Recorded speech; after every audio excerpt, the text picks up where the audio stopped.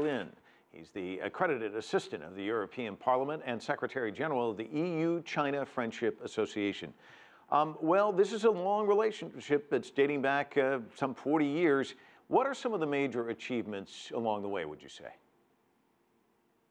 Well, in my view, that's so far China is the second largest EU's trade partner, but also the biggest resource for imports, and the EU is China's first biggest trade partner.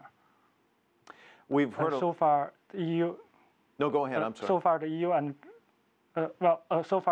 and China has a brilliant cooperation in trade and economic cooperation.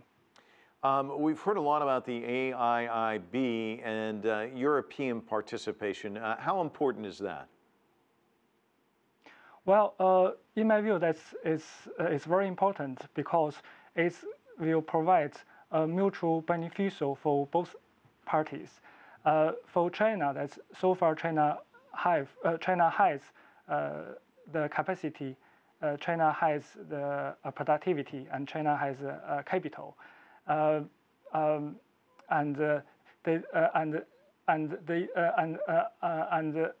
EU so far EU wants to use the normative power to influence world.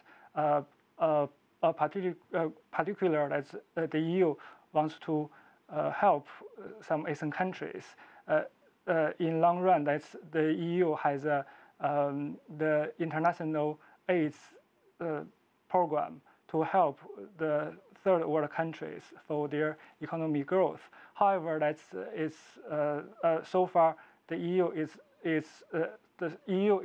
struggling with its own economic growth.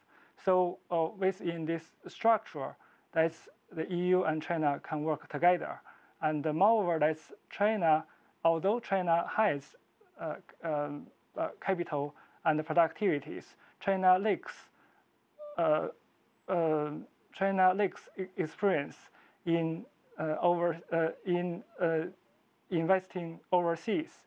I can give you an example that last year, China was the third largest direct investing country. However, at least half of its deals couldn't provide with the financial returns. And for this, the EU has profound expertise, and the EU could help China, could prevent China from the pitfalls.